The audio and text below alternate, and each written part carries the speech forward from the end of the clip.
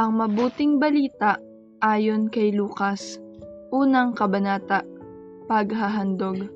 Kagalang-galang na Teofilo, marami na po ang nagsikap na sumulat tungkol sa mga bagay na naganap sa gitna namin. Ang kanilang sinulat ay ayon sa sinabi sa amin ng mga nakasaksi nito buhat sa pasimula at nangaral ng salita. Matapos na ako'y makapagsuri ng buong ingat tungkol sa lahat ng bagay na ito, buhat pa sa pasimula, minabuti ko pong sumulat ng isang maayos na salaysay para sa inyo, upang lubusan ninyong matiyak ang katotohanan ng mga bagay na itinuro sa inyo.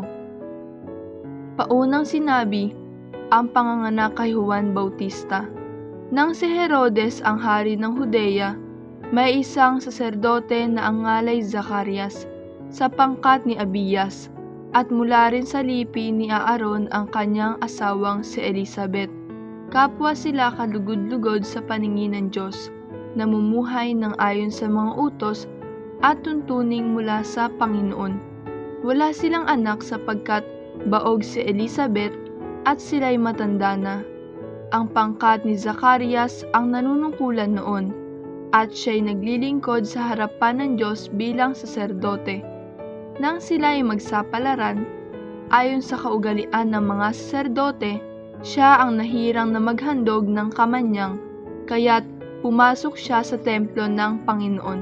Sa oras ng pagsusunog ng kamanyang, samantalang nagkakatipon sa labas ang mga tao at nananalangin, walang ano-ano'y napakita sa kanya ang isang anghel ng Panginoon, nakatayo sa gawing kanan ng damba ng sunugan ng kamanyang. Nagulat si Zacarias at sinidla ng matinding takot nang makita ang anghel. Ngunit sinabi nito sa kanya, "Huwag kang matakot, Zacarias.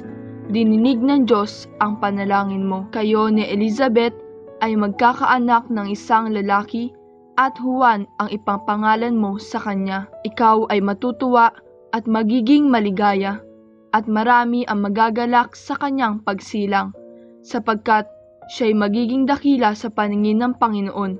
Hindi siya iinom ng alak o anumang inuming nakalalasing. Sa sinapupunan pa lamang ng kanyang ina, mapupuspos na siya ng Espiritu Santo. Marami sa mga anak ng Israel ang panunumbalikin niya sa kanilang Panginoong Diyos. Mauuna siya sa Panginoon, taglay ang espiritu at kapangyarihan ni Elias, upang pagkasunduin ang mga ama at ang mga anak at panumbalikin sa daan ng matuwid ang mga suwail. Sa gayon, ipaghahanda niya ng isang bayan ang Panginoon." Sinabi ni Zacarias sa anghel, "Paano ko po matitiyak na mangyayari ito?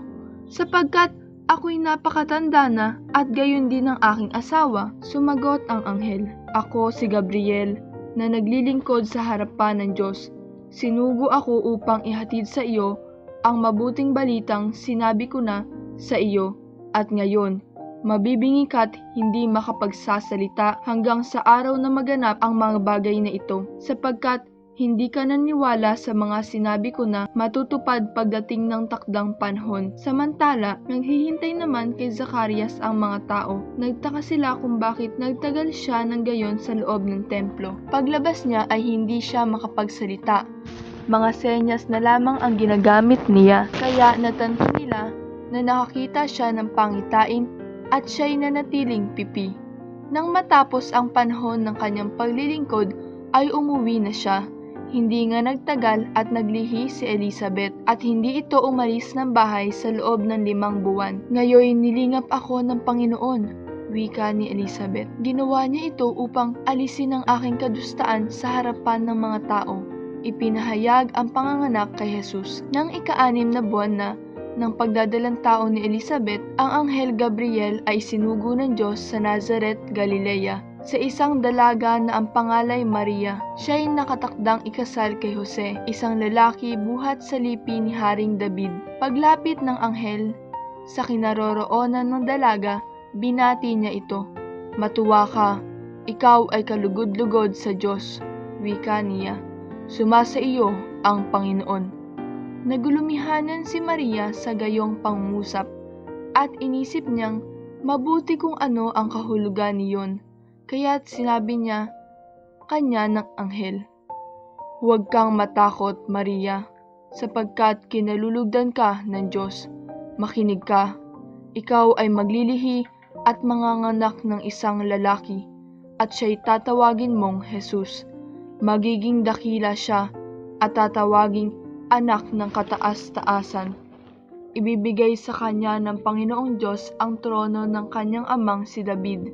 Maghahari siya sa angkan ni Jacob magpakailanman, at ang kanyang paghahari ay walang hanggan." "Paanong mangyari ito, gayong ako'y dalaga?" tanong ni Maria. Sumagot ang anghel, "Bababa sa iyo ang Espiritu Santo at lililiman ka ng kapangyarihan ng kataas-taasan, kaya't banal ang ipanganganak mo at tatawaging anak ng Diyos. Natatandaan mo ang iyong kamag-anak na si Elizabeth? Alam ng lahat na siya'y baog, ngunit naglihi siya sa kabila ng kanyang katandaan, at ngayoy ika-6 na buwan na ng kanyang pagdadalang tao, sapagkat walang hindi mapangyayari ang Diyos." Sumagot si Maria, "Ako'y alipin ng Panginoon. Mangyari sa akin ang iyong sinabi." At nilisan siya ng anghel. Ang pagdalaw ni Maria kay Elizabeth hindi nagtagal, at si Maria ay nagmamadaling pumunta sa isang bayan sa kaburulan ng Huda. Pagdating sa bahay ni Zacarias, binati niya si Elizabeth. Nang marinig ni Elizabeth ang bati ni Maria, nagagalaw ang sanggol sa kanyang tiyan. Napuspos ng Espiritu Santo si Elizabeth, at buong galak na sinabi, "Pinagpala ka sa mga babae, at pinagpala rin ang dinadala mo sa iyong sinapupunan. Sino ako upang dalawin ng ina ng aking Panginoon? Sapagkat pagkarinig ko ng iyong bati, ay nagagalaw sa tuwa ang sanggol sa aking tiyan. Mapalad ka, sapagkat nananalig kang matutupad ang ipinasabi sa iyo ng Panginoon." Ang awit ng pagpupuri ni Maria. At sinabi ni Maria, "Ang puso ko'y nagpupuri sa Panginoon, at nagagalak ang espiritu dahil sa Diyos na aking tagapagligtas, sapagkat nilingap niya ang kanyang abang alipin, at mula ngayon, ako'y tatawaging mapalad ng lahat ng salinlahi, dahil sa mga dakilang bagay na ginawa sa akin ng makapangyarihan. Banal ang kanyang pangalan. Kinahahabagan niya ang mga may takot sa kanya. Sa lahat ng salit-saling lahi, ipinakita niya ang lakas ng kanyang mga bisig. Pinangalat niya ang mga palalo ang isipan. Ibinagsak niya ang mga hari mula sa kanilang trono, at itinaas ang mga nasa abang kalagayan. Binusog niya ng mabubuting bagay ang mga nagugutom, at pinalayas niyang wala ni anuman ang mayayaman.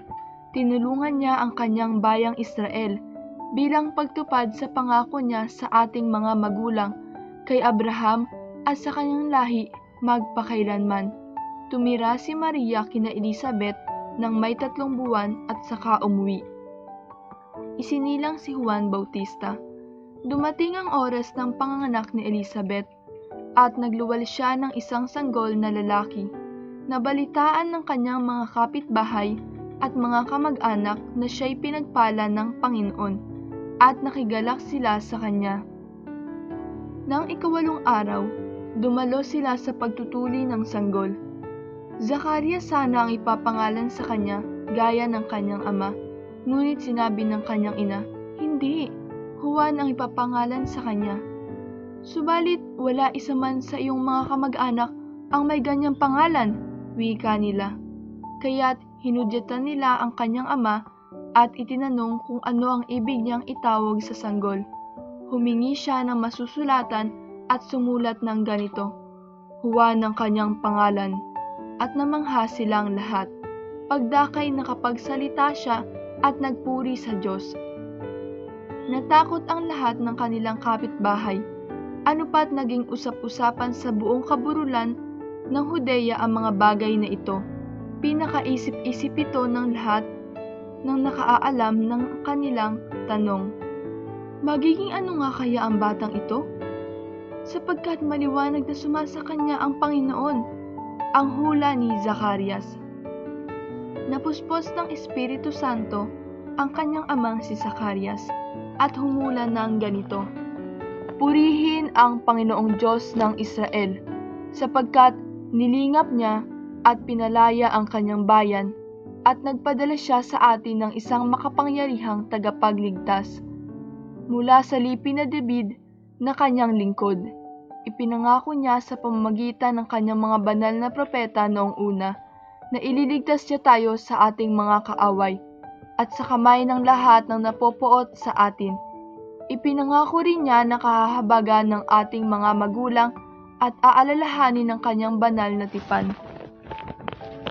Iyan ang sumpang binitawan niya sa ating amang si Abraham, na ililigtas tayo sa ating mga kaaway, upang walang takot na makasamba sa Kanya, at maging banal at matuwid sa Kanyang paningin, habang tayo'y nabubuhay. Ikaw naman, anak, ay tatawaging propeta ng kataas-taasan, sapagkat mauuna ka sa Panginoon, upang ihanda ang Kanyang mga daraanan, at ituro sa Kanyang bayan ang landas ng kaligtasan, ang kapatawaran ng kanilang mga kasalanan, sapagkat lubhang mahabagin ang ating Diyos. Magbubukang liwayway sa atin ang araw ng kaligtasan, upang magbigay liwanag sa mga nasa kadiliman at nasa lilim ng kamatayan, at patnubayan tayo tungo sa daan ng kapayapaan. Lumaki ang bata, at naging malakas ang kanyang espiritu. Siya'y tumira sa ilang hanggang sa araw na magpakilala siya sa Israel. Ikalawang kabanata. Isinilang si Jesus. Nang panahong yaon, iniutos ng Emperador Augusto na magpatala ang lahat ng nasasakupan ng imperyo ng Roma. Ang unang pagpapatalang ito'y ginawa ng si Cirenio, ang gobernador ng Syria. Kaya't umuwi ang bawat isa sa sariling bayan upang magpatala. Mula sa Nazaret, Galilea, si Jose pumunta sa Bethlehem, Huda, ang bayang sinilangan ni Haring David, sapagkat siya'y mula sa angkan at lahi ni David. Kasama niyang umuwi upang magpatala rin si Maria na kanyang magiging asawa na nooy kagampan. Samantalang naroon sila, dumating ang oras ng panganganak ni Maria, at isinilang niya ang kanyang panganay at ito'y lalaki. Binalot niya ng lampin ang sanggol at inihiga sa isang sabsaban, sapagkat wala ng lugar para sa kanila sa bahay panuluyan, ang mga apostol at ang mga anghel.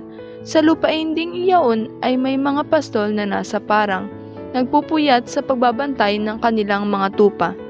Biglang lumitaw sa harapan nila ang isang anghel ng Panginoon, at lumaganap sa paligid nila ang nakasisilaw na kaningningan ng Panginoon. Natakot sila ng gayon na lamang, ngunit sinabi sa kanila ng anghel, "Huwag kayong matakot. Ako'y may dalang mabuting balita para sa inyo na magdudulot ng malaking kagalakan sa lahat ng tao, sapagkat isinilang ngayon sa bayan ni David ang inyong tagapagligtas, ang Kristong Panginoon. Ito ang palatandaan. Matatagpuan ninyo ang isang sanggol na nababalot ng lampin at nakahiga sa sabsaban." Biglang lumitaw sa tabi ng anghel ang isang malaking hukbo ng kalangitan na nagpupuri sa Diyos. Papuri sa Diyos sa kaitaasan, at sa lupa'y kapayapaan sa mga taong kinalulugdan niya. Nang makaalis na ang mga anghel pabalik sa langit, ang mga pastor ay nag-usap-usap. "Tayo na sa Bethlehem, tingnan natin itong ibinalita sa atin ng Panginoon." At nagmamadali silang lumakad. At nakita nila sina Maria at Jose, at ang sanggol na nakahiga sa sabsaban. Kaya't isinaysay nila ang mga sinabi ng anghel tungkol sa sanggol na ito, at nagtaka ang lahat nang nakarinig sa sinabi ng mga pastol. Natanim sa isip ni Maria ang mga bagay na ito at kanyang pinagbulay-bulayan. Umalis ang mga pastol na nagpupuri sa Diyos at nagpapahayag ng kanyang kadakilaan dahil sa lahat ng narinig nila at nakita ayon sa ibinalita sa kanila ng anghel. Pinangalanan si Jesus. Pagdating ng 8 araw ay tinuli ang bata at pinangalan ng Jesus, ang pangalang ibinigay ng anghel bago pa siya ipinaglihi. Dinala si Jesus sa templo. Nang dumating ang araw ng paglilinis sa kanila, ayon sa kautusan ni Moises, sila'y pumunta sa Jerusalem. Dala nila ang sanggol upang iharap sa Panginoon, sapagkat ayon sa kautusan, Ang bawat panganay na lalaki ay nakatalaga sa Panginoon at naghandog sila ayon sa hinihingi ng kautusan ng Panginoon, mag-asawang bato-bato o dalawang inakay na kalapati. May isang tao noon sa Jerusalem, ang pangalay Simeon. Matapat at malapit sa Diyos ang lalaking ito at naghihintay sa katubusan ng Israel. Sumasa kanya ang Espiritu Santo na nagpapahayag sa kanya na hindi siya mamamatay hanggat hindi niya nakikita ang Mesiyas na ipinangako ng Panginoon. Sa patnubay ng Espiritu Santo, pumasok siya sa templo at nang dalhin doon ng kanyang mga magulang ang sanggol na si Jesus upang gawin ang hinihingi ng kautusan. Siya'y kinalong ni Simon. Ito'y nagpuri sa Diyos ng wika, "Kunin mo na, Panginoon, ang iyong abang alipin. Ayon sa iyong pangako, yamang nakita na ang aking mga mata ang iyong pagliligtas, na inihanda mo para sa lahat ng bansa. Liwanag itong tatanglaw sa mga hintil at magbibigay karangalan sa iyong bayang Israel." Namangha ang ama't ina ng sanggol dahil sa sinabi ni Simon tungkol sa kanya. Binasbasan sila ni Simon at sinabi kay Maria, "Tandaan mo, ang batang ito'y nakatalaga sa ikapapahamak o ikaliligtas ng marami sa Israel. Isang tanda mula sa Diyos ngunit hahamakin ng marami, kaya't mahahayag ang kanilang iniisip. Dahil dyan, ang puso mo'y para na ring tinarakan ng isang balaraw." Noroon din sa templo ang isang propetang babae na ang pangalay Ana, anak ni Phanuel na mula sa lipi ni Aser. Siya'y napakatanda na, 7 taon na lamang silang nagsama ng kanyang asawa. Nang siya'y mabalo, at ngayon 84 na taon na siya, lagi siya sa templo at araw-gabi sumasamba sa Diyos sa pamamagitan ng pag-aayuno at pananalangin. Lumapit siya ng oras ding iyon at nagpasalamat sa Diyos. Nagsalita rin siya tungkol kay Jesus sa lahat ng naghihintay sa pagpapalaya ng Diyos sa Jerusalem. Nagbalik sa Nazaret. Nang maisagawa nila ang lahat ng bagay ayon sa kautusan, bumalik na sila sa kanilang bayan sa Nazaret, Galilea. Ang bata'y lumaking malakas, marunong at kalugod-lugod sa paningin ng Diyos. Ang batang si Jesus sa loob ng templo. Taon-taon tuwing pista ng Paskwa, ang mga magulang ni Jesus ay pumupunta sa Jerusalem. At nang 12 taon na siya, pumaroon sila gaya ng dati nilang ginagawa. Pagkatapos ng pista, sila'y umuwi na. Nagpaiwan si Jesus sa Jerusalem, ngunit hindi ito napansin ng kanyang mga magulang. Sa pag-aakala ng isa na si Jesus ay kasama ng isa, nagpatuloy sila sa maghapong paglalakbay. Nang malaman nilang hindi siya kasama, siya'y hinanap nila sa kanilang mga kamag-anak at kakilala. Hindi nila siya matagpuan, kaya't bumalik sila sa Jerusalem upang doon hanapin. At nang 3 araw, natagpuan nila si Jesus sa loob ng templo, nakaupong kasama ng mga guro. Nakikinig siya sa kanila at nagtatanong. At ang lahat ng nakarinig sa kanya ay namangha sa kanyang katalinuhan. Nagtaka rin ang kanyang mga magulang nang siya'y makita. Sinabi ng kanyang ina, "Anak, bakit naman ganyan ang ginawa mo sa amin? Balisang-balisa na kami ng iyong ama sa paghahanap sa iyo." Sumagot siya, "Bakit po ninyo ako hinahanap? Hindi ba ninyo alam na ako'y dapat na nasa bahay ng aking ama?" Ngunit hindi nila naunawaan ang pananalitang ito. Siya'y umuwing kasama nila sa Nazaret at naging isang masunuring anak. Ang lahat ng bagay na ito ay iningatan ng kanyang ina sa kanyang puso.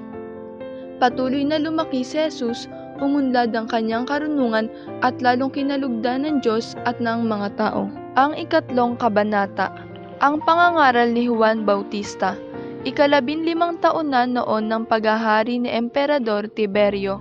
Si Poncio Pilato ang gobernador sa Judea, si Herodes ang tetrarka sa Galilea, at ang kapatid naman niyang si Felipe sa lupain ng Iturea at Traconite. Si Lisanias ang tetrarka sa Abilinia. Sina Anas at Caifas naman ang mga pinakapunong paring saserdote noon. Nang panahong iyon, nasa ilang si Juan na anak ni Zacarias. Dumating sa kanya ang salita ng Diyos, kaya't nilibot niya ang mga lupain sa magkabilang panig ng Jordan at nangaral, "Pagsisihan ninyo at talikdan ang inyong mga kasalanan at pabautismo kayo upang kayo'y patawarin ng Diyos." wika niya. Sa gayoy natupad ang nasusulat sa aklat ni Propeta Isaias. Ito ang sabi ng isang sumisigaw sa ilang, "Ihanda ninyo ang daraanan ng Panginoon, tuwirin ninyo ang kanyang mga landas, tatambakan ang bawat lambak, at titibagin ang bawat burol at bundok. Tutuwirin ang daang liku-liko at papatatagin ang daang baku-bako, at makikita ng lahat ng tao ang pagliligtas na gagawin ng Diyos." Maraming ang tao ang lumapit kay Juan upang magpabautismo. "Kayong lahi ng mga ulupong?" sabi niya sa kanila. "Sino ang nagbabala sa inyo upang tumakas sa kaparusahang darating? Ipakilala ninyo sa pamamagitan ng inyong pamumuhay na kayo'y nagsisisi, at huwag ninyong ipangahas na kayo'y anak ni Abraham.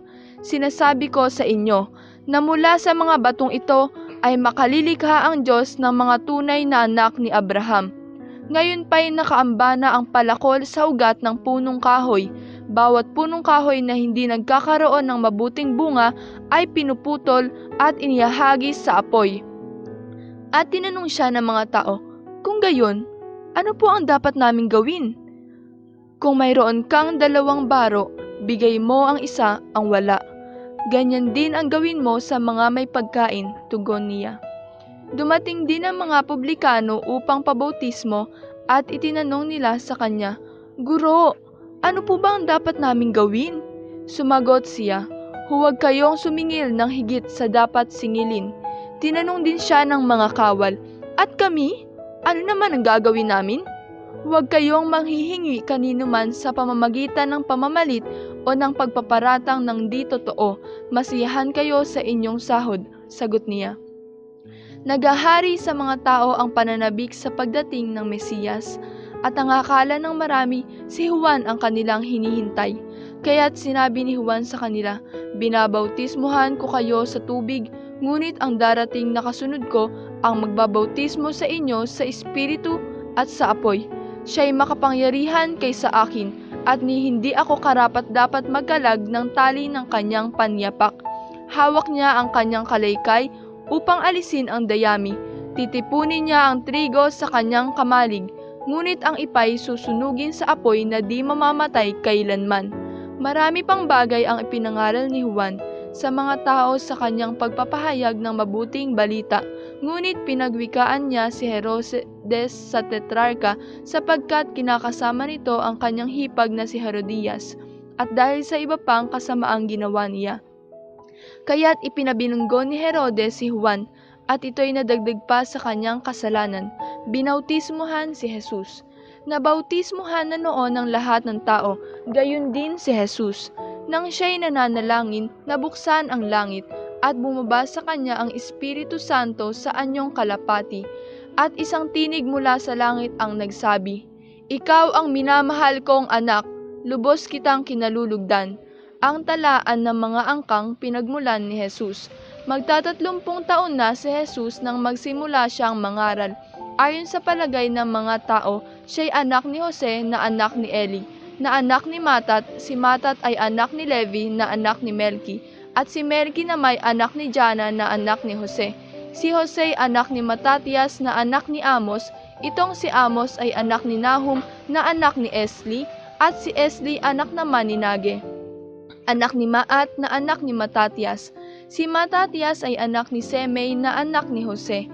Si Jose anak ni Juda na anak ni Joanna, at si Joanna ay anak naman ni Resa na anak ni Zorobabel, anak ni Salatiel na anak naman ni Neri. Si Neri anak ni Melki na anak ni Adi, at si Adi ay anak ni Kosam na anak ni Elmodam na anak ni Neer. Si na may anak ni Josue na anak ni Eliezer, anak ni Jorim na anak ni Matat. Si Matat ay anak ni Levi, na anak ni Simong anak ni Huda. Si Huda ay anak naman ni Jose. Si Jose anak ni Jonan na anak ni Elikem, na anak ni Melea. Itong si Melea ay anak ni Mainan na anak ni Mata, anak ni Nathan na anak ni David.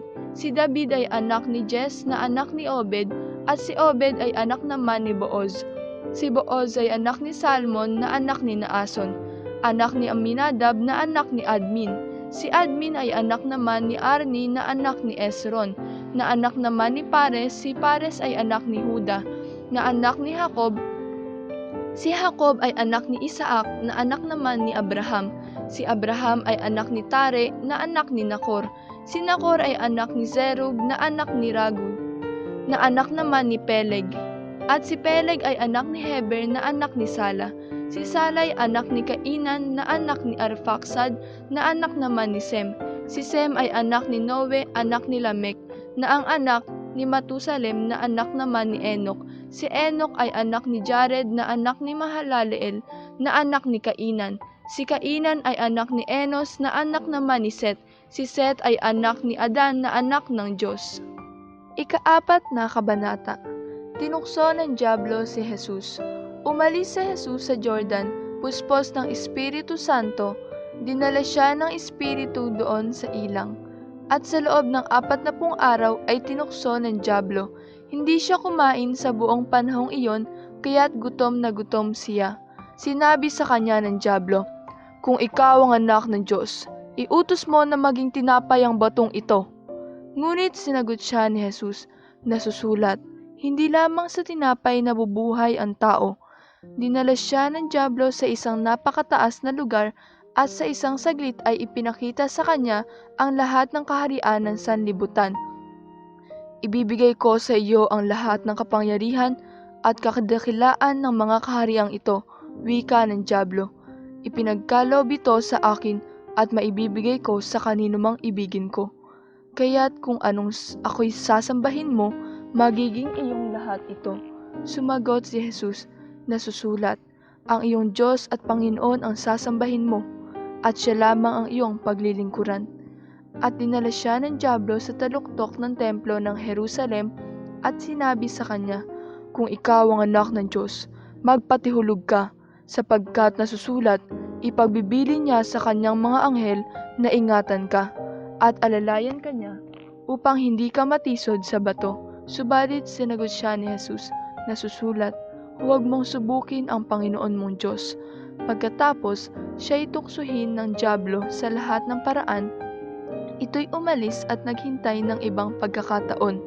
Sinimulan ni Jesus ang kanyang gawain sa Galilea. Bumalik si Jesus sa Galilea at sumasa kanya ang kapangyarihan ng Espiritu Santo. Kumalat sa palibot ng lupain ang balitang tungkol sa kanya. Nagturo siya sa kanilang mga sinagoga at dinakila siya ng lahat. Hindi tinanggap si Jesus sa Nazaret. Umuwi si Jesus sa Nazaret na kanyang nilakhan. Gaya ng kanyang kinagawian, pumasok siya sa sinagoga ng araw ng pamamahinga. Tumindig siya upang bumasa. At ibinigay sa kanya ang aklat ni Propeta Isaias. Binuksan niya ang aklat sa dakong kinasusulatan ng ganito, "Sumasa akin ang Espiritu ng Panginoon, sapagkat hinirang niya ako upang ipangaral sa mga dukha ang mabuting balita. Sinugo niya ako upang ipahayag sa mga bihag na sila'y lalaya, at sa mga bulag na sila'y makakikita, upang bigyang kaluwagan ang mga sinisiil, at ipahayag ang pagliligtas na gagawin ng Panginoon." Nilulun niya ang kasulatan, at matapos isauli sa tagapaglingkod, siya'y naupo. Nakatitig sa kanya ang lahat ng nasa sinagoga, at sinabi sa kanya, "Natupad ngayon ang bahaging ito ng kasulatan, samantalang nakikinig kayo." Pinuri siya ng lahat at namangha sila sa kanyang napakahusay na pananalita. "Hindi ba ito ang anak ni Jose?" tanong nila. Kaya't sinabi ni Jesus, "Walang pagsalang babanggitin ninyo sa akin ang kawikaang ito. Doktor, gamutin mo ang iyong sarili. Sasabihan din ninyo sa akin, gawin mo naman sa iyong sarili, bayan ang mga nabalitaan naming ginawa mo sa Capernaum." At nagpatuloy ng pagsasalita si Jesus, "Tandaan ninyo, walang propetang kinikilala sa kanyang sariling bayan. Ngunit sinasabi ko sa inyo, maraming babaeng balo sa Israel noong kapanahunan ni Elias, nang hindi umulan sa loob ng 3 taon at kalahati at magkaroon ng matinding tagutom sa buong lupain. Subalit hindi sa kanino man kanila pinapunta si Elias, kundi sa isang babaeng balo sa Sarepta sa lupain ng Sidon. Sa dinami-dami ng mga kitongin sa Israel noong kapanahunan ni Eliseo, walang pinagaling isa man sa kanila. Si Naaman pang taga-Syria ang pinagaling. Galit na galit ang lahat ng nasa sinagoga nang marinig ito. Nagtindigan sila at pinagtabuyan siyang palabas sa taluktok ng burol na kinatatayuan ng bayan upang ibudid sa bangin. Ngunit dumaan siya sa kalagitnaan nila at umalis, ang lalaking inaalihan ng masamang espiritu. Mula roon, si Jesus ay nagpunta sa Capernaum, Galilea. Nagturo siya sa mga tao ng araw ng pamamahinga at nagtaka sila sa kanyang pagtuturo sapagkat may kapangyarihan kung siya'y magsalita. Naroon sa sinagoga ang isang lalaking inaalihan ng demonyo o isang masamang espiritu. Sumigaw siya ng malakas, "Ano ang pakialam mo sa amin, Jesus na taga Nazaret? Naparito ka ba upang puksain kami? Alam ko kung sino ka, ikaw ang banal ng Diyos." Subalit pinagwikaan siya ni Jesus, "Tumahimik ka! Lumayas ka sa taong iyan." At sa harapan ng lahat, ang tao'y inilugmok ng demonyo at iniwan ng hindi man lamang sinaktan. Nang gilala silang lahat at nagsabi sa isa't isa, "Anong uri ng pangungusap ito? Makapangyarihan at mabisa. Pinalayas niya ang masasamang espiritu." At sumusunod naman sila. At kumalat ang balita tungkol kay Jesus sa buong lupaing yaon. Pinagaling ni Jesus ang maraming tao. Umalis si Jesus sa sinagoga at nagturo sa bahay ni Simon. Mataas noon ang lagnat ng biyanan si Simon, kaya't ipinamanhik nila kay Jesus na pagalingin siya. Tumayo si Jesus sa tabi ng higaan ng babae at iniutos na maalis ang lagnat at nawala nga ito. Noon di tumindig ang may sakit at naglingkod sa kanila. Paglubog ng araw, ang lahat ng may sakit, anuman ang karamdaman, ay dinala ng kanilang mga kaibigan kay Jesus. Ipinatong niya ang kanyang mga kamay sa bawat isa sa kanila at pinagaling sila. Nagsilabas sa marami ang mga demonyo, sabay sigaw, "Ikaw ang anak ng Diyos!"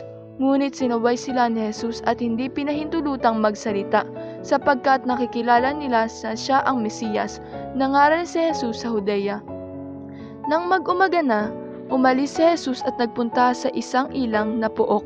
Hinanap siya ng mga tao at nang matagpuan ay pinakiusapang huwag munang umalis. Subalit sinabi niya, "Dapat ko ring ipangaral sa ibang bayan ang mabuting balita tungkol sa paghahari ng Diyos, sapagkat iyan ang layunin ng pagkasugo sa akin." At nangaral siya sa mga sinagoga sa Judea. Ikalimang kabanata. Ang pagtawag ni Jesus sa unang mga alagad. Minsay nakatayo si Jesus sa baybayin ng lawa sa Genesaret.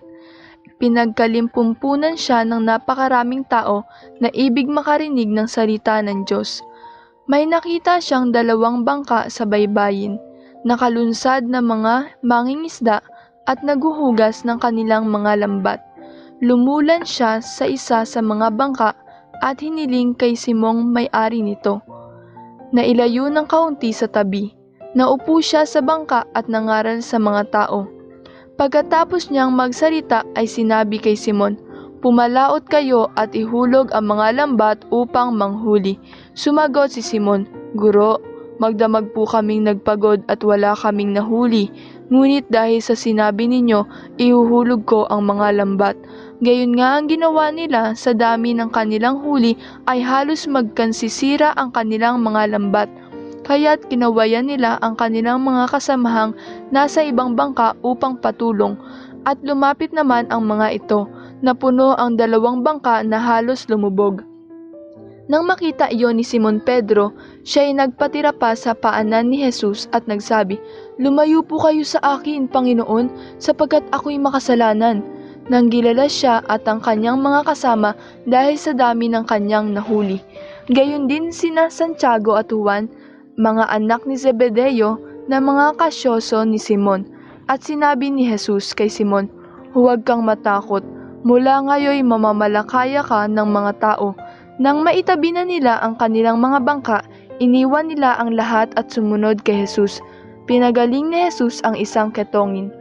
Nang si Jesus ay nasa isang bayan, isang lalaking ketongin ang lumapit sa kanya. Pagkakita ng ketongin sa kanya, ito'y nagpatira pa at namanhik sa kanya. "Ginoo, kung ibig po ninyo, ako inyong magpagagaling." Hinipo siya ni Jesus at ang sabi, "Ibig ko, gumaling ka." Pagdakay nawala ang kanyang ketong at pinagbilinan siya ni Jesus. "Huwag mong sasabihin ito kanino man. Sa halip ay pumunta ka sa saserdote at pasuri. Pagkatapos maghandog ka ng haing iniuutos ni Moises bilang patotoo sa mga tao na magaling ka na. Ngunit lalo pang kumalat ang balita tungkol kay Jesus, kaya't dumagsa ang napakaraming tao upang makinig at magpagamot sa kanya. At si Jesus ay laging nagpupunta sa ilang na pook at nananalangin, pagpapagaling sa isang paralitiko. Minsan ang nagtuturo si Jesus, naroon din ang mga Pariseyo at mga tagapagturo ng kautusan na mula sa mga bayan ng Galilea at Judea at sa Jerusalem, at sumakanya ang kapangyarihan ng Panginoon upang magpaligaling ng mga may sakit. May dumating na ilang tao, dala ang isang paralitikong nasa higaan. Nagpipili silang makapasok sa bahay upang mailagay sa harapan ni Jesus ang may sakit. Subalit wala silang maraanan dahil sa dami ng tao, kaya't umakyat sila sa bubungan at binutas iyon. Saka inihugos sa harapan ni Jesus ang paralitikong nasa higaan. Nang makita ni Jesus kung gaano kalaki ang kanilang pananalig, sinabi niya sa paralitiko, "Kaibigan, pinatatawad ka na sa iyong mga kasalanan." Sa loob-loob ng mga eskriba at Pariseyo, sino itong nagsasalita ng kalapastanganan sa Diyos? Hindi ba't Diyos lamang ang makapagpapatawad ng mga kasalanan? Ngunit batid ni Jesus ang kanilang iniisip, kaya't sinagot niya sila, "Bakit kayo nag-iisip ng ganyan? Alin ba ang lalong madali? Ang sabihin sa paralitiko, pinatatawad ka sa iyong mga kasalanan, o ang sabihing, tumindig ka at lumakad? Patutunayan ko sa inyo na ang anak ng tao ay may kapangyarihan dito sa lupa na magpatawad ng mga kasalanan." At sinabi niya sa paralitiko, "Iniuutos ko, tumindig ka, dalhin mo ang iyong higaan at umuwi ka." Pagdakay tumindig ang tao sa harapan ng lahat, binuhat ang kanyang higaan at umuwing nagpupuri sa Diyos. Nang gilala sila at tigib ng takot na nagpuri sa Diyos, "Nakakita kami ngayon ng mga kahangahangang bagay," wika nila. Ang pagtawag kay Levi. Pagkatapos nito'y lumabas si Jesus. Nakita niya ang isang publikano na nagagalang Levi, nakaupo sa paningilan ng buwis. Sinabi sa kanya ni Jesus, "Sumunod ka sa akin." Tumindig si Levi, iniwan ang lahat at sumunod kay Jesus. Si Jesus ay hinandugan ni Levi ng isang malaking piging sa kanyang bahay. Nakasalo niya roon ang mga publikano at ang iba pang mga tao. Nagbulong-bulungan ang mga Pariseyo at ang kanilang mga kasamang eskriba. Sinabi nila sa mga alagad ni Jesus, "Bakit kayo kumakain at umiinom na kasalo ang mga publikano at ng mga makasalanan?" Sinagot siya ni Jesus, "Hindi, nangangailangan ng manggagamot ang walang sakit, kundi ang may sakit. Naparito ako hindi upang tawagin ang mga matubid, kundi ang mga makasalanan upang magsisi." Ang katanungan tungkol sa pag-aayuno. May ilang nagsabi sa kanya ng ganito, "Ang mga alagad ni Juan ay malimit mag-ayuno at manalangin, gayon din ang mga alagad ng mga Pariseyo. Ngunit ang mga alagad mo'y patuloy ng pagkain at pag-inom." Sumagot si Jesus, "Pag-aayunuhin ba ninyo ang mga panauhin sa kasalan, samantalang kasama pa nila ang lalaking ikinasal? Kapag wala na ang ikinasal, saka pa lamang sila mag-aayuno." Sinabi rin niya sa kanila ang isang talinhaga, "Walang pumipiraso sa bagong damit upang itagpi sa luma. Kapag ginawa ito, masisira ang bagong damit at ang tagping bago ay hindi babagay sa damit na luma. Wala ring nagsisilid ng bagong alak sa lumang sisidlang balat. Kapag gayon ang ginawa, papuputukin ng bagong alak ang balat, matatapon ng alak at masisira ang sisidlan. Sa bagong sisidlang balat dapat ilagay ang bagong alak, at walang kakagustong uminom ng bagong alak kapag na." Ika-6 na kabanata. Ang katanungan tungkol sa araw ng pamamahinga. Isang araw ng pamamahinga, naparaan sina Jesus sa triguhan. Ang kanyang mga alagad ay nangitil ng uhay, at kanilang kinain ang mga butil matapos ligisin sa kanilang mga kamay. "Bakit ninyo ginagawa sa araw ng pamamahinga ang ipinagbabawal ng kautusan?" tanong ng Pariseyo. Sinagot sila ni Jesus, "Hindi ba ninyo nabasa ang ginawa ni David nang magutom siya at ang kanyang mga kasama? Pumasok siya sa bahay ng Panginoon, kumuha ng tinapay na handog sa Diyos at kumain ito. Binigyan pa niya ang kanyang mga kasama, bagamat ayon sa kautusan Ang mga saserdote lamang ang may karapatang kumain niyon, at sinabi pa niya sa kanila, ang araw ng pamamahinga ay nasa ilalim ng kapangyarihan ng anak ng tao. Ang taong tuyot ang isang kamay.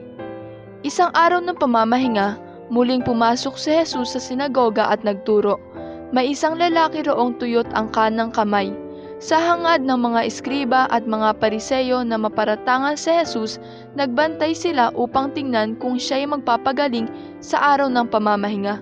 Subalit batid ni Jesus ang kanilang mga iniisip, kaya't sinabi niya sa kanila, lalaking tuyot ang kamay. Halika rito. Sa unahan, lumapit naman ang lalaki at tumayo roon. Sinabi ni Jesus sa kanila, tatanungin ko kayo, alin ba ang ayon sa kautusan? Ang gumawa ng mabuti o ang gumawa ng masama sa araw ng pamamahinga? Magligtas ng buhay o pumatay? Tiningnan ni Jesus ang mga palibot niya at sinabi sa kanila, lalaki, iunat mo ang iyong kamay. Iniunat nga niya ang kanyang kamay at ito'y gumaling. Nanggigigit sa galit mga eskriba at mga pariseyo, at pinag-usapan nila kung ano ang dapat gawin kay Jesus. Pumili si Jesus ng 12 apostol. Nang panahong iyon, umahon si Jesus sa isang burol at magdamag doong nanalangin.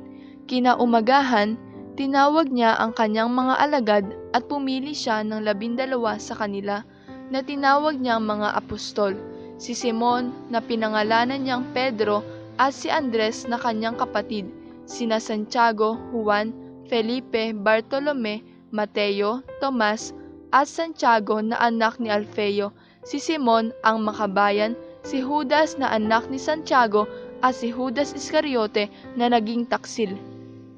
Nagturo at nagpagaling si Jesus. Bumaba si Jesus kasama sila at tumayo sa isang patag na lugar. Naroon ang marami sa kanyang mga alagad at ang napakaraming tao buhat sa Judea at Jerusalem at sa mga bayan sa baybaying dagat ng Tiro at Sidon. Pumaroon sila upang makinig sa kanya at mapagaling ang kanilang mga karamdaman. Pinagaling din niya ang mga pinahihirapan ng masasamang espiritu at sinikap ng lahat ng tao na mahipo siya sapagkat may taglay siyang karapangyarihan magpagaling ng lahat, ang mapalad at ang aba. Tumingin si Jesus sa mga alagad at kanyang sinabi, mapalad kayong mga dukha, sapagkat ang Diyos ang maghahari sa inyo. Mapalad kayong mga nagugutom ngayon, sapagkat kayo'y bubusugin. Mapalad kayong mga tumatangis ngayon, sapagkat kayo'y magagalak. Mapalad kayo kung dahil sa anak ng tao, kayo'y kinapopootan, ipinagtatabuyan at inaalimura ng mga tao, at pati ang inyong pangalan ay kinasusuklaman. Magalak kayo at lumukso sa tuwa kung ito'y mangyari, sapagkat malaki ang inyong gantimpala sa langit. Gayon din ang ginawa ng kanilang mga ninuno sa mga propeta.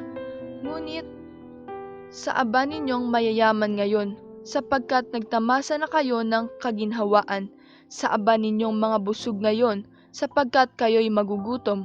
Sa aba ninyong nagsisitawa ngayon, sapagkat kayo'y magdadalamhati at magsisitangis. Sa aba ninyo kung kayo'y pinupuri ng lahat ng tao, sapagkat gayon din ang ginawa ng kanilang mga ninuno sa mga bulaang propeta, ibigin ang kaaway. Ngunit sinasabi ko sa inyo, mga nakikinig, ibigin ninyo ang inyong mga kaaway, gawa ninyo ng mabuti ang mga napopoot sa inyo, pagpalain ninyo ang mga sumusumpa sa inyo, idalangin ninyo ang mga umaapi sa inyo. Kapag sinampal ka sa isang pisngi, iharap mo rin ang kabila. Kapag inaagaw ang iyong balabal, ibigay mo pati ang iyong baro. Bigyan mo ang bawat nang hihingi sa iyo, at kung may kumuha ng iyong ari-arian, ay huwag mo nang bawiin pa ang mga iyon. Gawin ninyo sa iba ang ibig ninyong gawin nila sa inyo. Kung ang iibigin lamang ninyo ay ang mga umiibig sa inyo, ano pang gantimpala ang inyong hihintayin? Kahit ang mga makasalanan ay umiibig din sa mga umiibig sa kanila, at kung ang gagawan lamang ninyo ng mabuti ang gumagawa sa inyo ng mabuti, ano pang gantimpala ang inyong hihintayin? Kahit ang mga makasalanan ay gumagawa rin nito. Kung ang pahihiramin lamang ninyo ay ang mga taong inaasahan ninyong makababayad sa inyo, ano pang gantimpala ang inyong hihintayin? Kahit ang mga makasalanan ay nagpapahiram din sa mga makasalanan sa pag-asang ang mga ito'y makababayad.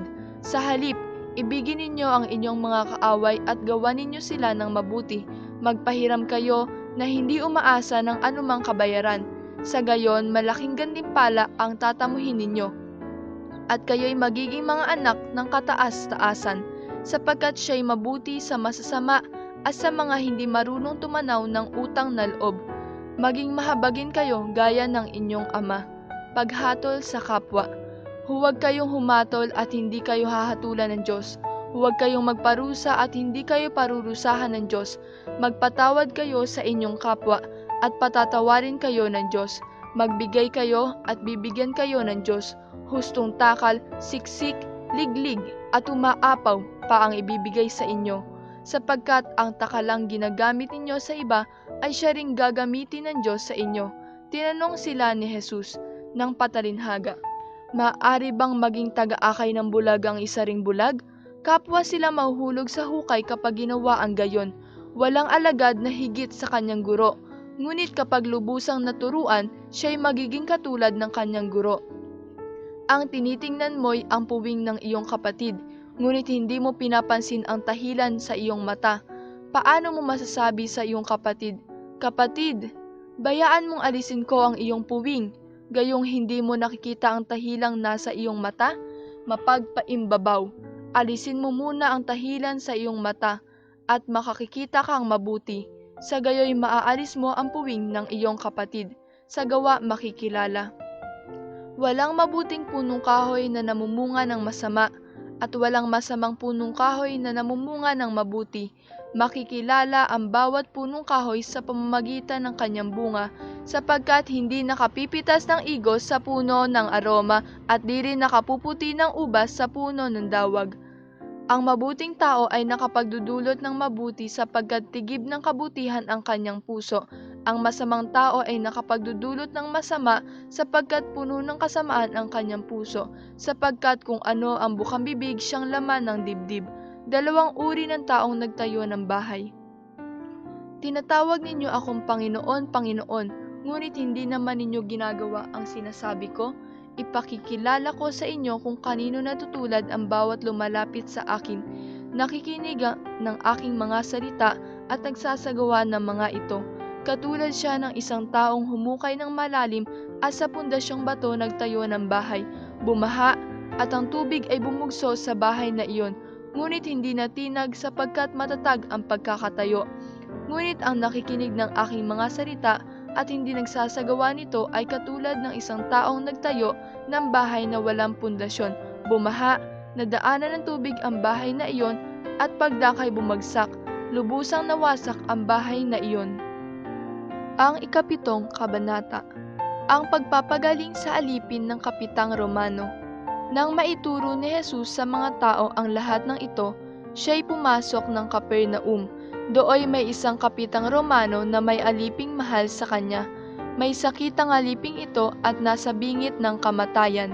Nang mabalitaan ng kapitan ang ginagawa ni Jesus, nagpasugo siya ng ilang matatanda sa mga Hudyo upang ipakiusap kay Jesus na puntahan at pagalingin ang alipin. Nang makita nila si Jesus, taimtim silang nakiusap sa kanya. Siya'y karapat-dapat na pagbigyan ninyo, sapagkat mahal niya ang ating bansa, wika nila. Ipinagpatayo pa niya tayo ng isang sinagoga, kaya't sumama sa kanila si Jesus. Nang malapit na siya sa bahay, ipinasalubong siya ng kapitan sa kanyang mga kaibigan at ipinasabi ang ganito, "Ginoo, huwag na po kayong magpakapagod. Hindi ako karapat-dapat na puntahan ninyo sa aking tahanan, ni hindi rin po ako karapat-dapat na humarap sa inyo. Ngunit magsalita po lamang kayo at gagaling na ang aking alipin, sapagkat ako'y isang taong nasa ilalim ng mga nakatataas na pinuno, at may nasasakupan din po akong mga kawal. Kung sabihin ko sa isa, humayo ka, siya'y humahayo, at sa iba, halika, siya'y lumalapit, at sa aking alipin, gawin mo ito, ito'y ginagawa niya." Namangha si Jesus nang marinig ito, at humarap sa makapal na taong sumusunod sa kanya. Sinabi niya, "Kahit sa Israel ay hindi ako nakakita ng ganitong kalaking pananalig." Pagbabalik sa bahay, naratnan ng mga sinugo na magaling na ang alipin. Binuhay na muli ang anak ng babaeng balo. Makaraan iyon, pumunsa si Jesus sa isang bayang tinatawag na Nain. Sumama sa kanya ang kanyang mga alagad at ang napakaraming tao. Nang malapit na siya sa pintuan ng bayan, nasalubong niya ang libing ng kaisa-isang anak na lalaki ng isang babaeng balo. Marami ang nakikipaglibing. Nahabag ang Panginoon nang makita ang ina ng namatay at sinabi sa kanya, "Huwag ka nang tumangis." Lumapit siya at hinipo ang kinalalagyan ng patay at tumigil naman ang mga may dala nito. Sinabi niya, "Binata, bumangon ka." Naupo ito at nagsalita, at siya'y ibinigay ni Jesus sa kanyang ina. Sinidlan ng takot ang lahat at sila'y nagpuri sa Diyos. Sinabi nila, "Dumating sa atin ng isang dakilang propeta. Nilingap ng Diyos ang kanyang bayan." At kumalat sa buong Hudeya at sa palibot na lupain ang balitang ito tungkol sa kanya. Ang mga sinugo ni Juan Bautista. Ang lahat ng ito ay binalita kay Juan ng kanyang mga alagad. Tinawag ni Juan ang dalawa sa kanila at pinapunta sa Panginoon upang itanong, "Kayo po ba ang paririto o maghihintay pa kami ng iba?" Pagdating nila kay Jesus ay kanilang sinabi, "Pinaparito po kami ni Juan Bautista at ipinatatanong kung kayo ang paririto o maghihintay pa kami ng iba." Nang mga sandaling yaon ay maraming pinagaling si Jesus, mga pinahihirapan ng karamdaman at mga inaalihan ng masasamang espiritu. Ipinagkaloob niyang makakita ang mga bulag. Sinabi niya sa kanila pagkatapos, "Bumalik kayo kay Juan at sabihin ang inyong nakita at narinig. Nakakikita ang mga bulag, nakalalakad ang mga pilay, gumagaling ang mga ketongin, nakaririnig ang mga bingi, muling nabubuhay ang mga patay, at ipinapangaral sa mga dukha ang mabuting balita. Mapalad ang taong hindi nag-aalinlangan sa akin." Pagkaalis ng mga sinugo ni Juan, si Jesus ay nagsalita sa mga tao tungkol kay Juan. "Bakit kayo lumabas sa ilang? Ano ang ibig ninyong makita? Isang tambong iniuugoy ng hangin? Ano nga ang ibig ninyong makita? Isang taong may maringal na kasuotan? Ang mga nagsusuot ng maringal at namumuhay sa karangyaan ay nasa palasyo ng mga hari. Ano nga ba ang ibig ninyong makita? Isang propeta? Oo, at sinasabi ko sa inyo, higit pa sa isang propeta. Sapagkat si Juan ang tinutukoy ng kasulatan, ipadadala ko ang aking sugo na mauuna sa inyo, ihahanda niya ang iyong daraanan. Sinasabi ko sa inyo, si Juan ang pinakadakila sa mga isinilang, ngunit dakila kaysa kanya ang pinakaaba sa mga taong pinaghaharian ng Diyos. Pinakinggan siya ng mga mamamayan, pati ng mga publikano. Ang mga ito'y sumunod sa kalooban ng Diyos nang mapaudismo sila kay Juan. Subalit tinanggihan ng mga Pariseyo at ng mga eskriba ang layunin ng Diyos sa kanila, sapagkat hindi sila napabautismo kay Juan. Sa ano ko ngayon ihahambing ang mga tao ngayon? At ano ang nakatutulad nila? Katulad sila ng mga batang nakaupo sa plaza at sumisigaw sa kanilang mga kalaro. Tinugtugan namin kayo ng plauta, ngunit hindi kayo sumayaw. Nanambitan kami, ngunit hindi kayo tumangis, sapagkat naparito si Juan Bautista na nag-aayuno at hindi umiinom ng alak at sinasabi ninyo, inaalihan siya ng demonyo. Naparito naman ang anak ng tao na kumakain at umiinom tulad ng iba at sinasabi ninyo, masdan ninyo ang taong ito, matakaw at maglalasing, kaibigan ng mga publikano at ng mga makasalanan. Gayunman, ang karunungan ng Diyos ay napatutunayang matuwid sa pamamagitan ng kanyang mga anak. Si Jesus sa bahay ni Simong Pariseyo. Inanyayahan si Jesus ng isa sa mga Pariseyo upang makasalo niya. Pumaroon siya sa bahay nito at dumulog sa hapag. Mangyaon ay may isang babae kilalang makasalanan. Nabalitaan niyang kumakain si Jesus sa bahay ng Pariseyo, kaya't nagdala siya ng pabangong nasa sisidlang alabastro, at lumapit siya sa likuran ni Jesus sa gawing paanan. Siya'y nanangis at nabasa ng kanyang luha ang mga paa ni Jesus. Pinunasan niya ang mga ito ng kanyang buhok, hinagkan at pinahiran ng pabango. Nang makita ito ng Pariseyong nag-aanyaya kay Jesus, nasabi nito sa sarili, "Kung talagang propeta ang taong ito, alam niya kung sino kung anong uri ng babae ang humihipo sa kanya, isang makasalanan." Ikawalong kabanata.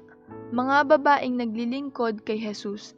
Hindi nalaunan, nilibot ni Jesus ang mga bayan at nayon. Nangangaral siya at nagtuturo ng mabuting balita tungkol sa paghahari ng Diyos. Kasama niya ang 12 at ilang babaeng pinagaling niya sa masasamang espiritu at mga karamdaman. Si Maria na tinatawag na Magdalena, mula sa kanya'y 7 demonyo ang pinalayas. Si Juan ang asawa ni Kusa, nakatiwala ni Herodes. Si Susana at marami pang iba. Ang ari-arian nila ang itinutustos nila sa pangangailangan ni Jesus at ng kanyang mga alagad. Ang talinhaga tungkol sa manghahasik. Dating ng dating ang mga taong nanggagaling sa mga bayan-bayan at lumalapit kay Jesus. Nang natitipon na ang mga napakaraming tao, isinalaysay niya ang talinhagang ito. May isang taong lumabas para maghasik ng binhi. Sa kanyang paghahasik, may binhing nalaglag sa daan at nayapakan, at ang mga ito'y tinuka ng mga ibon. May nalaglag sa kabatuhan, at pagtubo ay natuyo dahil sa kawalan ng halumigmig. May nalaglag naman sa dawagan, lumago ang dawag at ininis ang mga binhing tumubo. Ang iba'y nalaglag sa matabang lupa, tumubo at namunga ng tig-100 butil, at malakas niyang idinugtong, "Makinig ang may pandinig." Ang layunin ng talinhaga. Itinanong ng mga alagad kung ano ang kahulugan ng talinhagang ito. Sumagot si Jesus, "Sa inyo'y ipinagkaloob na malaman ang mga lihim tungkol sa paghahari ng Diyos, ngunit sa iba'y sa pamamagitan ng mga talinhaga upang tumingin man sila'y hindi makakita at makinig man sila'y di makaunawa." Ipinaliwanag ni Jesus ang talinhaga. Ito ang kahulugan ng talinhaga.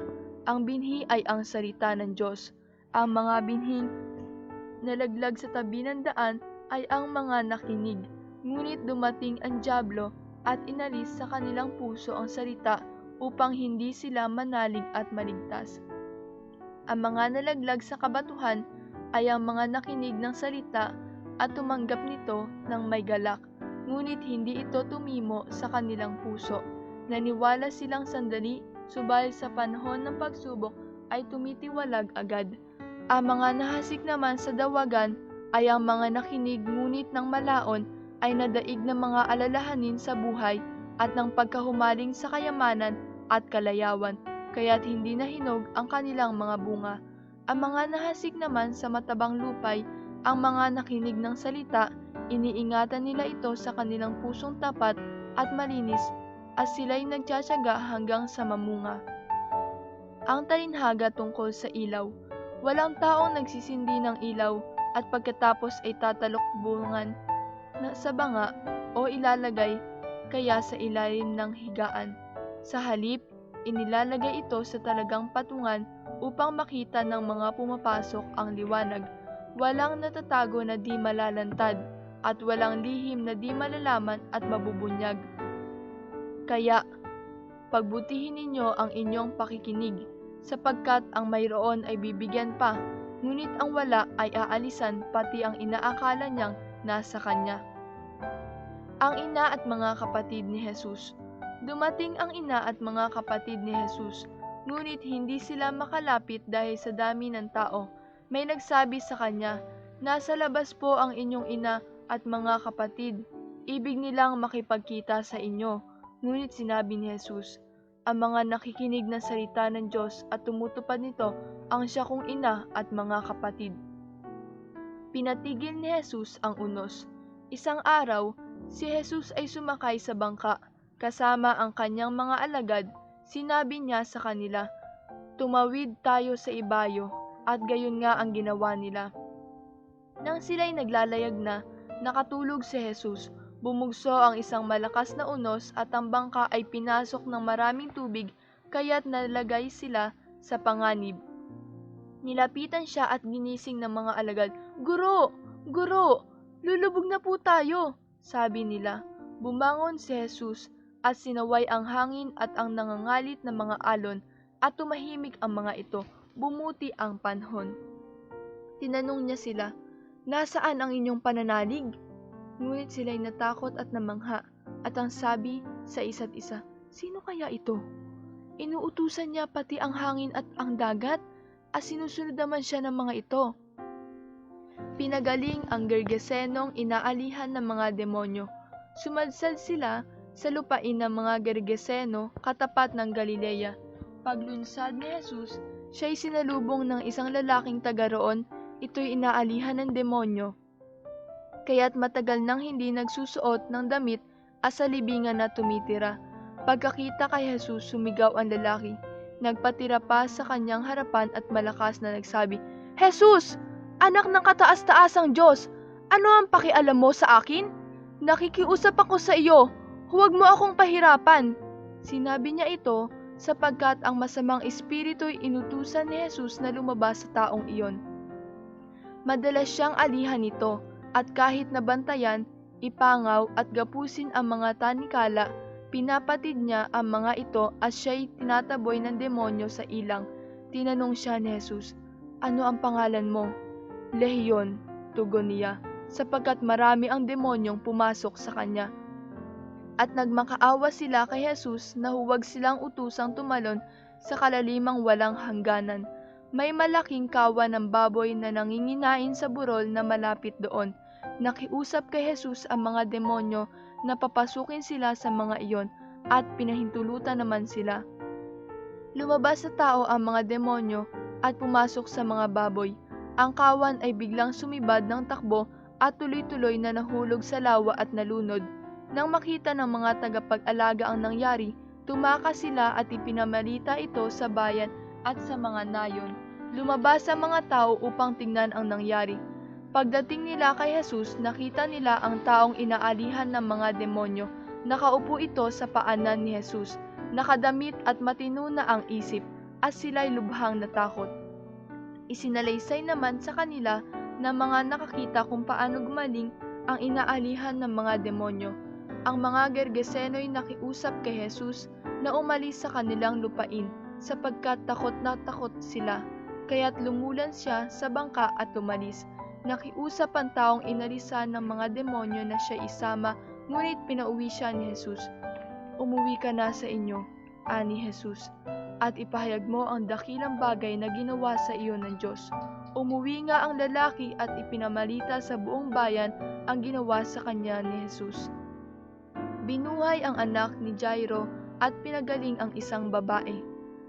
Pagbabalik ni Jesus sa ibayo ng lawa, masaya siyang tinanggap ng mga tao sapagkat hinihintay siya ng lahat. Dumating naman ng isang lalaki na nagngangalang Jairo, tagapamahala ng sinagoga. Nagpatira pa siya sa paanan ni Jesus at nakiusap ditong pumunta sa bahay niya, sapagkat ang kaisa-isa niyang anak na babae na maglalabindalawang taong gulang ay naghihingalo. Samantalang naglalakad si Jesus, sinisiksik siya ng mga tao. Kabilang sa mga ito ang isang babaeng 12 taon nang dinudugo at hindi mapagaling ninuman. Naubos ng lahat sa kapapagamot ang kanyang kabuhayan. Lumapit siya sa likuran ni Jesus at humipo sa palawit ng kanyang damit, at pagdakay tumigil ang kanyang pagdugo. Nagtanong ngayon si Jesus, "Sino ang humipo sa akin?" Nang walang umamin, sinabi ni Pedro, "Guro, naliligod po kayo at sinisiksik ng mga tao."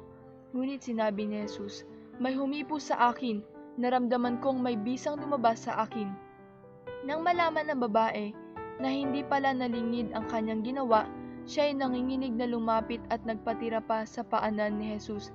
Pagkatapos, sinabi niya sa lahat ng naroon kung bakit niya hinipo si Jesus at kung paano siya gumaling agad.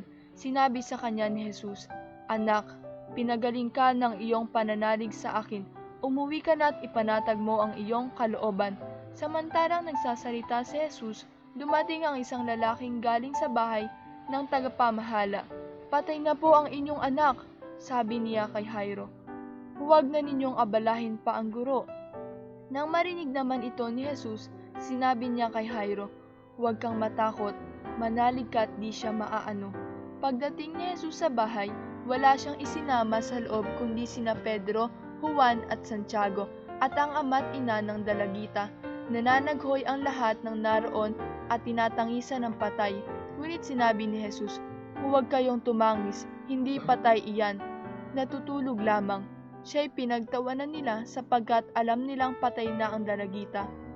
Ngunit hinawakan ni Jesus ang kamay nito at sinabi, "Ineng, bumangon ka."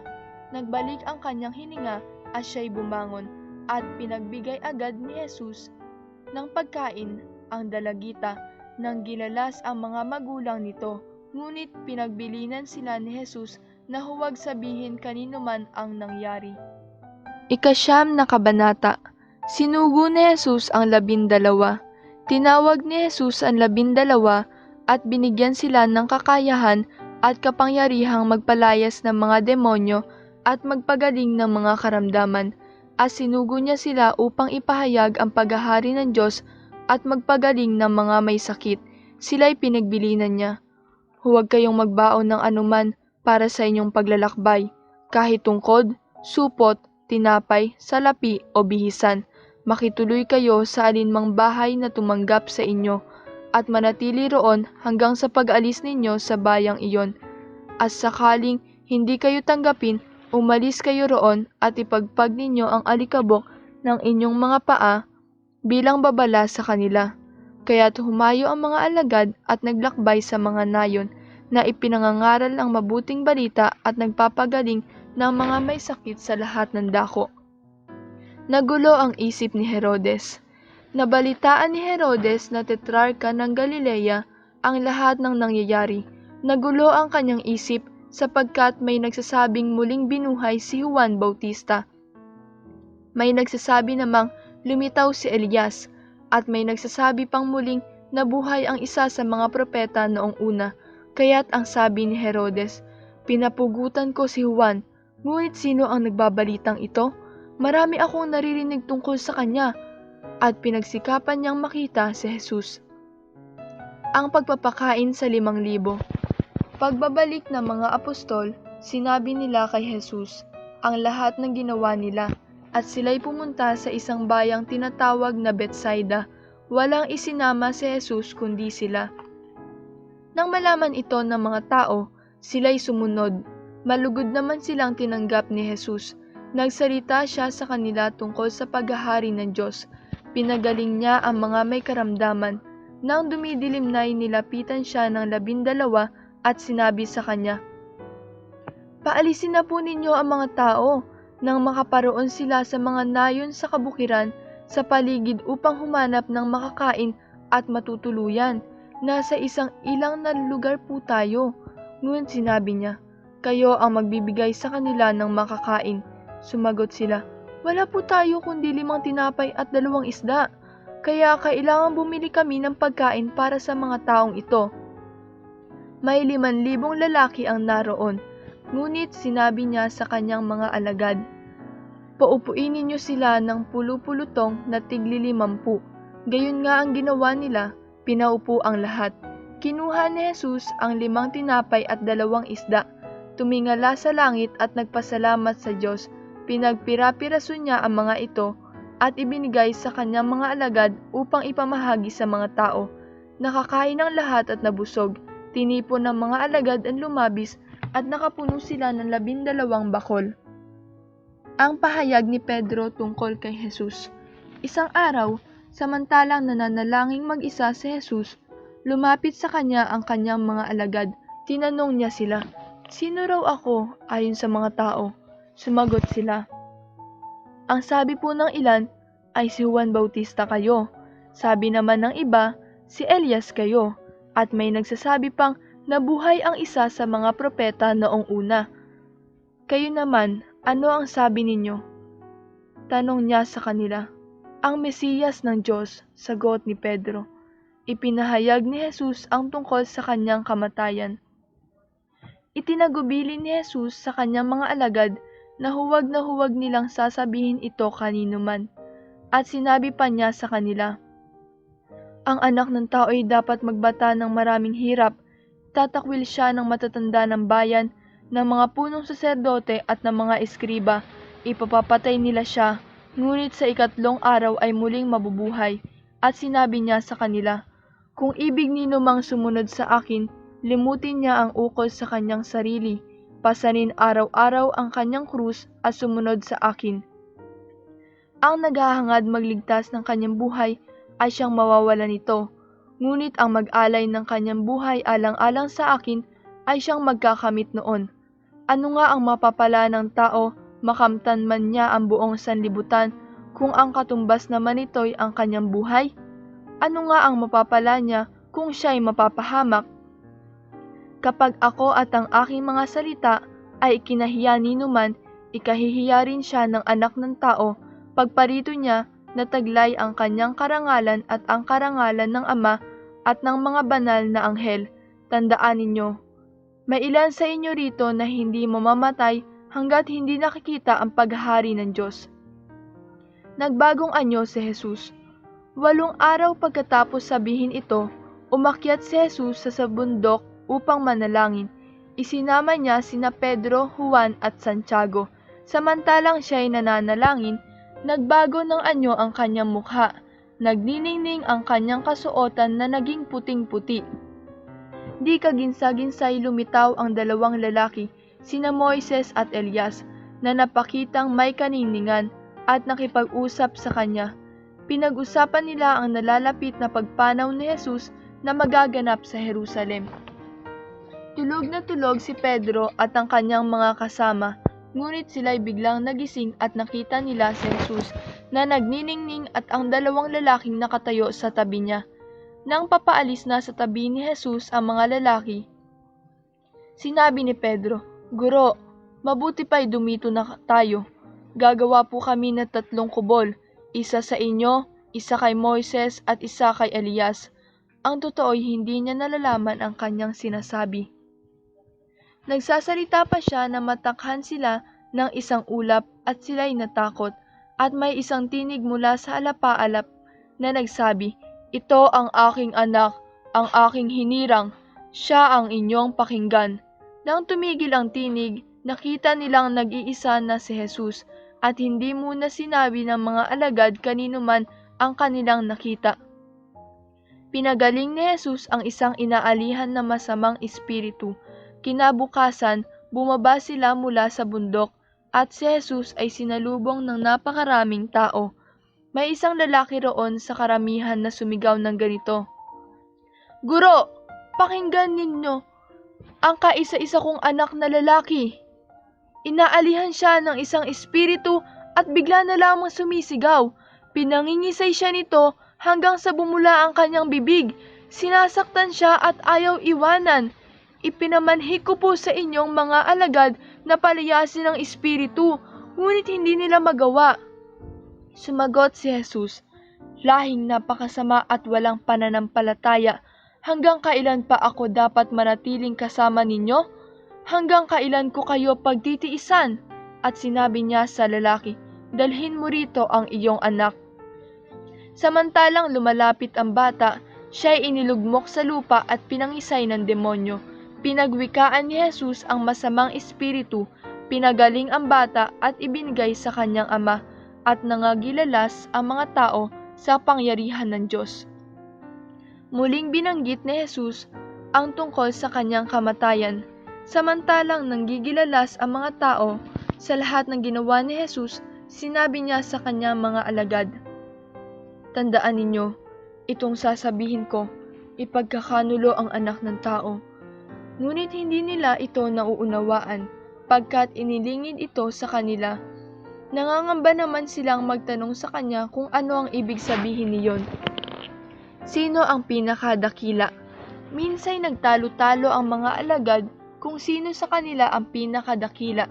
Batid ni Jesus ang kanilang iniisip, kaya tinawag niya ang isang maliit na bata at pinatayo sa tabi niya.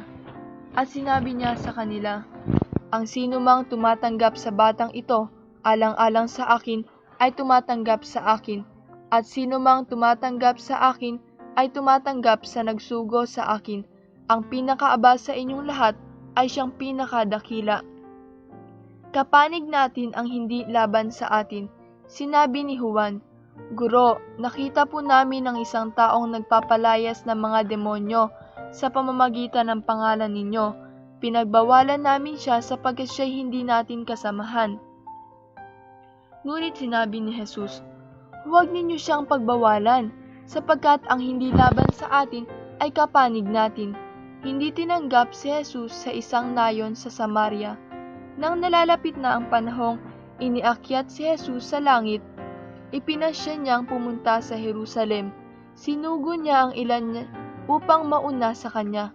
Humayo sila at pumasok sa isang nayon sa Samaria upang ipaghanda siya na matutuluyan. Ngunit ayaw siyang tanggapin ng mga Samaritano sapagkat siya'y patungo sa Jerusalem. Nang makita ito ni Santiago at Juan ay kanilang sinabi, Panginoon, payag ba kayong magpababa kami ng apoy mula sa langit upang pugnawin sila? Ngunit bumaling siya at pinagsabihan sila, Hindi ninyo alam kung anong uri ng espiritu ang sumasa inyo, sabi niya, sapagkat naparito ang anak ng tao, hindi upang ipahamak ang mga tao, kundi upang iligtas sila. At nagtungo sila sa ibang nayon, pagsunod kay Jesus. Samantalang naglalakad sila, may taong nagsabi kay Jesus, Susunod po ba ako sa inyo kahit saan? Sumagot si Jesus, May lungga ang asong gubat at may pugad ang ibon, ngunit ang anak ng tao ay wala man lamang matulugan o mapagpahingahan. Sinabi ni Jesus sa isa, Sumunod ka sa akin. Ngunit sumagot ang tao, Panginoon, hayaan po muna ninyo akong umuwi upang ipalibing ang aking ama.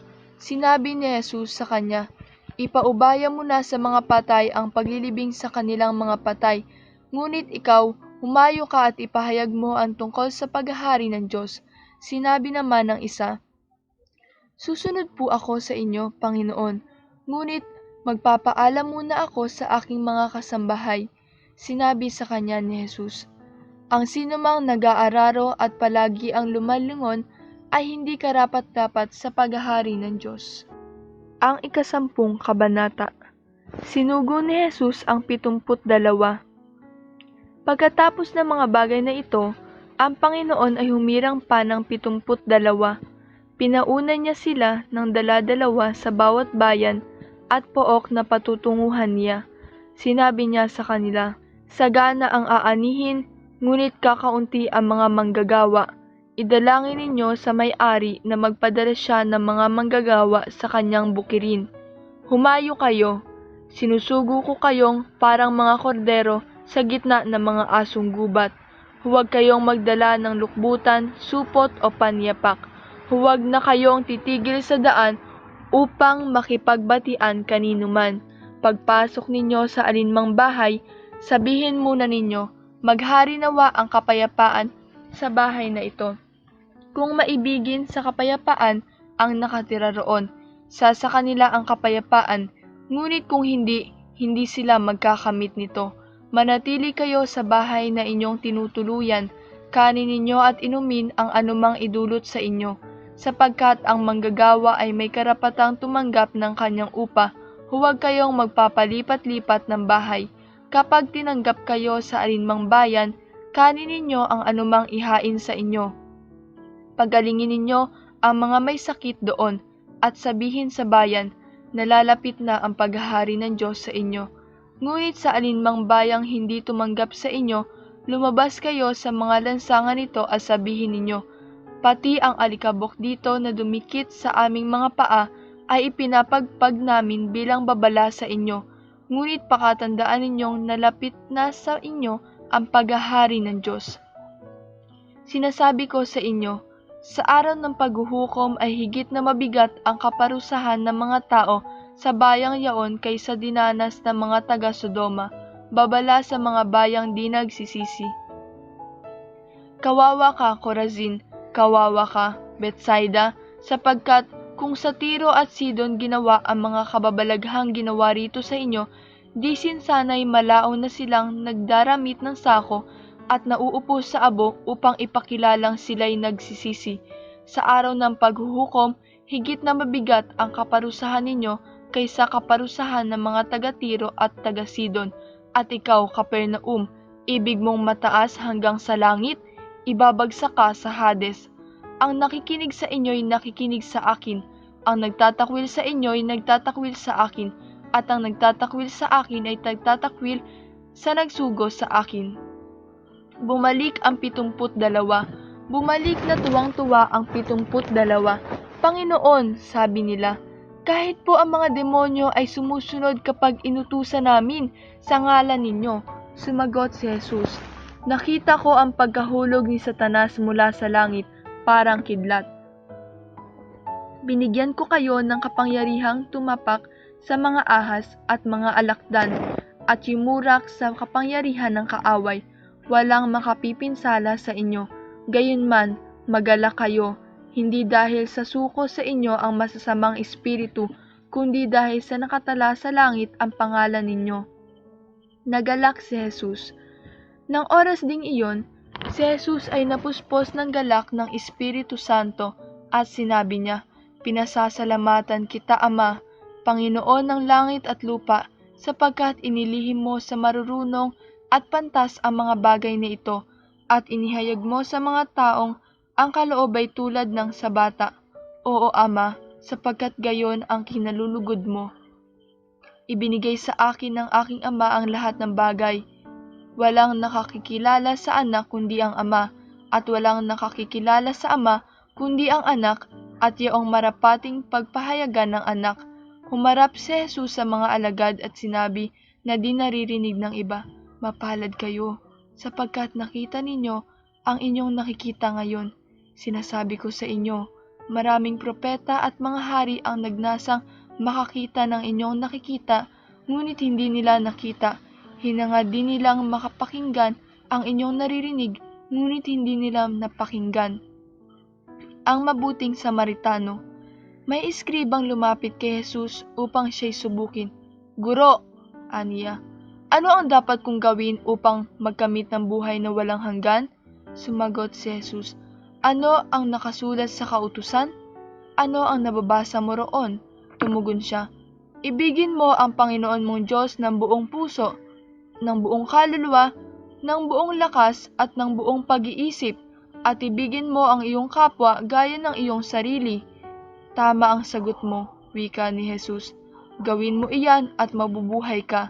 Sa hangad ng eskriba na huwag siyang lumabas na kahiya-hiya, tinanong niya uli si Jesus, sino naman ang aking kapwa? Sumagot si Jesus, may isang taong naglalakbay buhat sa Jerusalem patungong Jericho. Hinarang siya ng mga tulisan, kinuha pati damit sa katawan, binugbog at halos patay na ng iwan. Nagkataong dumaan doon ang isang saserdote at pagkakita sa taong nakahandusay, siya'y lumihis at nagpatuloy sa kanyang lakad. Dumaan din ang isang Levita, ngunit tiningnan lamang niya ito at nagpatuloy ng kanyang lakad. Ngunit may isang Samaritanong naglalakbay na naparaan doon. Nakita niya ang hinarang at siya'y nahabag. Lumapit siya, binusa ng langis at ng alak ang mga suga nito at tinalian. Saka isinakay ang tao sa kanyang sinasakyang hayop, dinala sa bahay panuluyan at inalagaan doon. Kinabukasan, dumukot siya ng 2 denaryo, ibinigay sa may-ari ng bahay panuluyan at sinabi, alagaan mo siya, at kung magkano man ang kakulangan niyan, babayaran ko sa aking pagbabalik. Sino ngayon sa palagay mo ang nagpakita ng kanyang pakikipagkapwa sa taong hinirang ng mga tulisan? Tanong ni Jesus. Ang nagpakita ng habag sa kanya, tugon ng eskriba. Sinabi sa kanya ni Jesus, humayo ka at gayon din ang gawin mo. Dumalaw si Jesus kina Marta at Maria. Nagpatuloy si Jesus at ang kanyang mga alagad sa kanilang paglalakbay at pumasok sa isang nayon. Malugod siyang tinanggap ng isang babaeng nagngangalang Marta sa tahanan nito. Ang babaeng ito ay may isang kapatid na Maria ang pangalan. Naupo ito sa paanan ng Panginoon at nakinig sa kanyang itinuturo. Alalang-alala si Marta sapagkat kulang ang kanyang katawan sa paghahanda, kaya't lumapit siya kay Jesus at ang wika, Panginoon, sabihin nga po ninyo sa aking kapatid, tulungan naman ako. Ngunit sinagot siya ng Panginoon, Marta, Marta, naliligalig ka at abalang-abala sa maraming bagay